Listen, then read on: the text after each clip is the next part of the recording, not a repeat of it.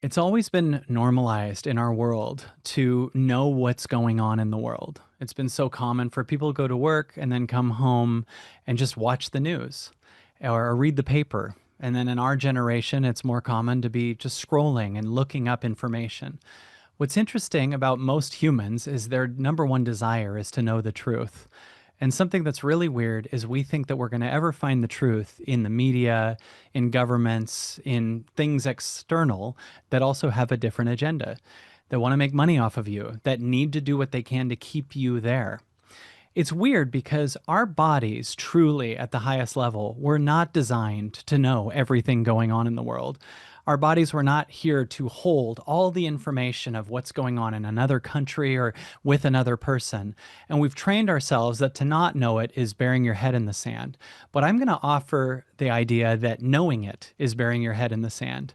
You'll notice that at times you'll need to scroll or need to look something up. That's because trauma is trying to show itself. And the way that trauma avoids itself from being seen is by asking you to look something up. Just scroll, just look something up online. Learn what someone else thinks about something, like get caught in a story on the media, whatever, so that I don't have to show myself. And you start to realize that humans are just used to carrying a ton of trauma. Our bodies are walking around holding the trauma of the world. And many of us feel, it feels like I'm carrying the weight of the world. That's because you are. Most of us truly are carrying the weight of the world. We're sitting here feeling like we got to know everything going on in every other place, that it's our job.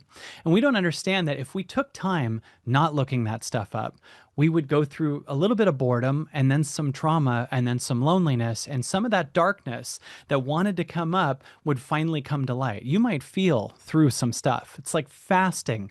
When you fast from media, when you fast from stories, when you fast from things going on, eventually the stuff inside that has constantly used looking at things as an addiction to distract you from it have to come to light. You're not feeding it anymore. You're not giving it external information. And more, we're going to a time where you can't look that stuff up because it's just exhausting, and you'll notice it's an addiction. Why am I looking at this so long? Whatever.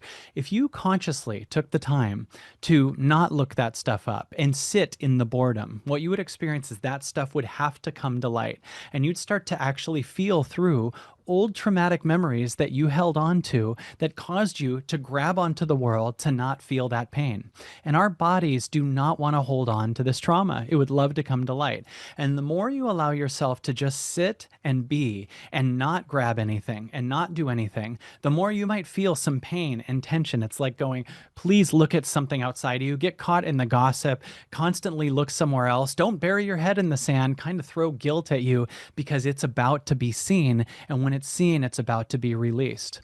What if we are moving to a time where the way to move forward is to let those things come to light, is to not distract and allow yourself to be more and more? Because when you're not constantly focusing on something external, you finally will hear what it's trying to show you on the internal. The more you sit with your boredom, the more the gunk can come to light, the more you can free yourself, the more you can listen and release yourself. It should not be normal for us to just cage our trauma in our body and identify as the addict that doesn't feel through this trauma. It should be normal for us to bring that pain to light. And what if, just what if, you were also getting a mirror? In other words, what if you had this stuff inside that you almost keep going by looking outside? And what if by moving up in frequency and letting the stuff come to light, you will accidentally, as a byproduct, move to a different world? Just check this out, that stuff doesn't exist on the external. What if you're grabbing an external that mirrors your internal? And what if by healing your internal and freeing yourself completely of the trauma that's imprisoned you, and then the weight of the world that you've grabbed onto to not feel through it, what happens when all that leaves and you more and more release your trauma and replace it with more and more light? What would happen to all of your addictive energies? I've noticed the longer that I'm off the screen completely, or off the news, or off social media, or whatever, the more I'm not addicted to food. It's so weird. It's like the same energy that needs to consume here needs to consume anywhere. But the more you go up, the more you'll not need to be seen by other people. The more you'll not need other people to understand you because you'll finally understand what you wish they understood.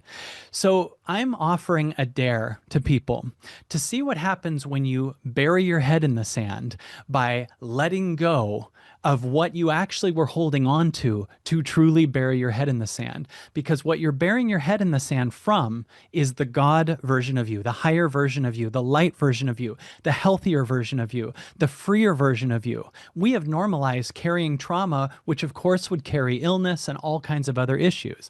The more you allow yourself to let light heal you, let God heal you, let the universe heal you, let the now just do its thing, the more you will free yourself and the more you will see a mirror of that. The more you don't need to look it up, but the more you're not attached to what's going on in the world, the more you will be free, lighter, and more magical. And you will see the world the same way. You will start to see looking at media, looking at what the government said all day, looking at the news is actually too heavy for you. You've gone to too light of a frequency. Now you're changing worlds. Now you're going to get a different world. Now you're going to see a world where you are liberated and lighter and freer. What will you get on the other side of that? What could happen to the world when you've created a level of light and consciousness and magic and higher frequencies that are so different than the world? What we don't understand is the world is trying to mirror us, and we have shown it a mirror of I stay addicted to drama and other circumstances.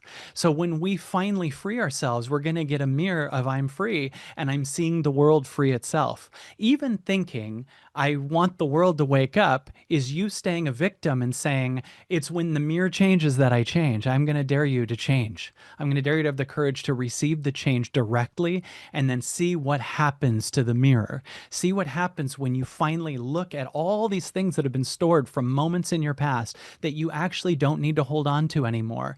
Letting your addicted energy leave, letting your constant consumer energy leave, moving to an area where you're less addicted. You spend less money on addictions, you spend less time on it, and you move from consumer to a magical free energy that is a creator. You are a creator. You are a creative being, and you are here to let the light you create and not be so caught in drama that really truly doesn't affect you.